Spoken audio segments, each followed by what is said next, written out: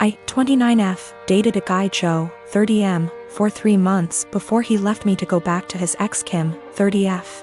Right after we broke up I found out I was pregnant and now I'm at 24 weeks. I let him know and he was ecstatic. Turns out his girlfriend had fertility issues and would likely never be able to get pregnant naturally, and he has always wanted to be a father. Getting back together was out of the question for both of us, so he's still with his girlfriend.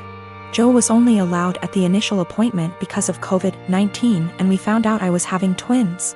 According to Joe, when he told Kim, she had a mental breakdown about her infertility and wanted to talk to me. I met them at their house and Kim stated that she wanted to be involved in my pregnancy because she would eventually be the children's stepmother. She started telling me that I needed to do a home birth, that I needed to formula feed so that they could have the babies half of the week, that she wanted 1 boy and 1 girl, and that she wanted the kid to call her mama since they would be calling me mommy. I shut her down and said I would make the best choices for my children and my body and left. Kim continued to be overbearing and texting me every day about my eating habits, exercise habits, and ing about how her job wouldn't let her take maternity leave. At the virtual genetics counseling appointment, she attended instead of Joe and took over the whole meeting trying to talk about her family history, which wasn't relevant. When it came time for my 20-week level 2 scan, they allowed me 1 guest and Joe suggested I take Kim instead of him, which I refused to do. Joe did end up coming and he found out the gender because I wanted to keep it a surprise for me so we could throw a gender reveal party. I put a pregnancy announcement on my social media and then she put up an announcement saying they were expecting twins, the non-traditional way, and how blessed she was. I was irritated but I kept my mouth shut. Then she threw a gender reveal party and posted it on social media. I wasn't even invited. She also announced that she's having a baby shower. I commented on her posts and told her to stop treating me like a surrogate, that the kids weren't hers, and that Joe didn't have any claim or custody of the kids until they are born. I then called Joe and reiterated all of this and stated that I would not be seeing either of them until we went to family court, and that my mother would be my birthing partner. He and Kim and some of her friends and family are saying I'm an asshole, and her mother even called and insisted I give her one of my babies. Like, this is the Parent Trap? I'm definitely getting a lawyer ASAP. Y'all have scared the shit out of me, but I'm happy you did. We used condoms because I do not react well to hormonal birth control, and I had to wait to get a non-hormonal IUD because of other medical issues. The Thursday I posted this, I went to the police and they stated that there was nothing they could do because a crime hadn't been committed. In my state, orders of protection are criminal or family, so I was able to get one against Joe. On Friday, I did get a lawyer and they let me know in my state there was nothing I could do as far as custody before the babies are born. So I will be leaving my state soon to ensure that this isn't my baby's home state and I can't be charged with anything. Kim came to my job, damaged my car, and broke a bunch of office windows. I work with kids, so she was arrested for not just the criminal damage and trespassing but also child endangerment, so hopefully that works in my favor. Also, if Joe did it on purpose, I don't think Kim knew, because she was screaming at me about how I stole her life and everything I had was supposed to be hers. I have orders of protection against both Kim and Joe. I left the state anyway and Joe and Kim started harassing me again because there's no legal jurisdiction when you leave the state. But I have enough evidence that I was able to press charges in my current state as well and will be pursuing a restraining order here. My fiancé, male 28 years old, and I, female 30 years old, have been together for 3 years. I used to live close to work and used public transportation, but after I moved into his house, which is hours away from work, I bought myself a car since I'm a nurse, and also since there isn't any hospitals close to where we live that I could transfer to. My fiancé's car hasn't been working for close to 2 months now. It requires so much money to get it fixed and he refused my financial help when I offered it. Instead, he would ask to use my car every now and then, and I agreed as long as it's when I'm not working, and also, since he only uses it for trips to the supermarket, etc. On New Year's Eve, he told me he wanted to use my car to go hang out with his friends and celebrate, but I declined because I had to cover a night shift and needed my car to travel to work. He insisted and even suggested I take the night off or swap shifts with another nurse, but I couldn't do that last minute. I thought he dropped it then, but when I went into the shower and got out I couldn't find him nor my car. I freaked out and started calling for half an hour, but he didn't answer me. I tried again till one of his friends picked up. I demanded he give the phone to my fiancé, but he said they were out and confirmed that he took my car and told me that my fiancé said that it's better that I skip my shift and he'll be back with my car later.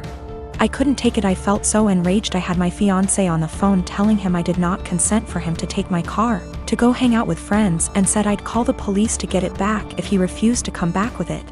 But he didn't take me seriously, so I ended up calling the police, and he and his friends were picked up at the bar where they were hanging out, then were taken to the police department. I got my car from there and still went to my shift. My fiancé was let go hours after I left, and he blew up my phone with missed calls and texts about how I was out of my mind to call the police on him and put him in this situation. I did not respond, but when I got off work the next day we got into an argument and he said he couldn't believe I'd do this to him, but I told him he made me do this, to which he responded that I was petty and callous because not only did I ruin his New Year's celebration, but all his friends aren't speaking to him after I put them in this situation as well, and he then kept giving me silence about it. I did consider this a form of theft, especially since he went behind my back after getting a no from me. But he was shocked that I'd even imply that he was a thief and said what's yours is mine and vice versa, so I shouldn't be using the terms theft and stealing. I am the oldest daughter of 4 children. I'm currently 25, second oldest is 23, third is 20, and youngest is 18. When I was 8 years old, my mom had an affair with a family friend. I, being the oldest, has remembered most of it, and my younger siblings only remember growing up with our parents co-parenting. This has put a strain on my mother's and I's relationship. She cheated on my father, who was battling cancer. She didn't even try to keep it a secret from the kids. I remember during family / friend gatherings when everyone would be inside and I'd see my mom and the family friend kissing or doing things in the pool. As a kid I didn't understand, but as I got older I realized what she was doing in front of us, and I feel sick. People ended up catching on to their affair years later, and my mom left my dad and started a new relationship with this family friend. They split up shortly after that because he cheated on my mother. I've confronted her about this after my dad passed, and we all went to see a family therapist. This was roughly 3 years ago. My mom has since remarried to an incredible man, but recently she was out and bumped into this man from her past. They exchanged emails and she confided in me that they have been sending emails back and forth and are planning to meet up to chat and catch up. I read the messages and it's very apparent that the guy still has feelings. While my mom is trying to make it seem like she's just catching up with an old co-worker. But I know my mother, and I know she is still slightly infatuated with this man, and flattered that he still wants her. I mean, it's been years, why else would you want to catch up? My new stepdad knows about her past, and while he doesn't agree with it, it's been years, he wasn't in her life yet. She asked me what I thought about her meeting up with him, and said something along the lines of needing closure. She asked for my honest opinion about the matter, and I told her, to be honest Mom, you dealing with this guy in the past ruined yours and Daddy's marriage, and you guys had 4 kids. Why you think it wouldn't ruin this one? But why don't you stop being and stop thinking with your and delete this guy's damn email? She cried, said she couldn't believe I just called her and left my house. We haven't spoken for a few days. Today, I got a call from my siblings saying I hurt my mom's feelings and whatever happened between her and Daddy's marriage was between them. I disagree. I had to witness my mom cheating on my father. I watched him die in bed while she was off to God knows where with this man. She asked for my opinion, and my opinion is that she's selfish and who left my dad to die on his own, and she wants to rekindle with this man and possibly cheat on my new stepdad. My friend came to me yesterday at lunch with screenshots of my boyfriend's Tinder profile. The pictures were all old photos, so I confronted him immediately, expecting to hear something like, "Yeah." I forgot to delete that. Which is cool. He denied being on Tinder at all, and my friend suggested that she make an account, set it to his specifications, and see if he turns up. And there's his profile. So, this means that my boyfriend has been active on Tinder within the past 2 weeks. I confronted him with this and he changed his story. Now he's saying that his friend has been using his account. He shows me his phone and says, "Look, I have nothing to hide." And of course the app is deleted. So I take his phone, download Tinder, log in with his Facebook and see that he has been active, albeit infrequently. There was one girl that he tried to meet up with back in May when I was out of town. The girl gave him her phone number, and even though he deleted whatever messages they exchanged, I still saw that he had her saved in his contacts. So that's about everything that I know. He either cheated on me or planned on cheating on me while I went out of town, and I'm sure this isn't the only time it's happened. This relationship is pretty much over. He is swearing up and down that it's not true. He doesn't use Tinder and he doesn't know this girl. I'm going crazy with how much he's outright lying. He seems so sincere, but I know what I saw. I can't listen to him deny this one more time. This blew up while I was away. I'm sorry I won't be able to respond to every comment. So I did some stuff that was kind of petty and stupid today. I made a fake Tinder account, matched with my boyfriend. And he starts messaging me and immediately asks me to meet him for a drink. We agree to meet by a fountain in the center of my town, and I pack up all of his stuff in a tote bag, put on a great outfit and went to the fountain. I stood kind of out of the way of the fountain in the shadows where I could watch the street that I knew he'd be arriving from. I was devastated, but I figured this way I could catch him without a doubt and end things quickly. All the time, he's messaging this girl on Tinder. But he didn't show up. 2 of his roommates did. We didn't speak, I don't know them well, but they watched me for a while. Figured out what was going on after a few more Tinder messages, and left quickly. So I wait a few minutes and I call my boyfriend and ask him where he's at. He says he's just gotten off of work and he's going to meet his roommate for a drink. I confront him with the fake Tinder profile and he's dumbstruck and furious with his roommate, who he swears up and down is behind all of this. I'm at home now, just emotionally exhausted and confused. Whatever is going on with his roommates is super sketchy and creepy.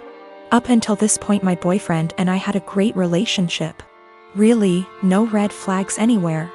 If I had already been suspicious that he was cheating, this would be a much easier break for me. The most recent message on his Tinder account, when I checked it yesterday, was sent to a girl he had matched with before we met.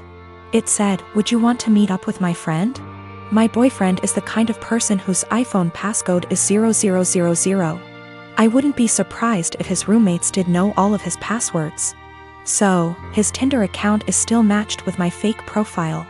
To me, that indicates that he probably isn't the person operating the Tinder profile.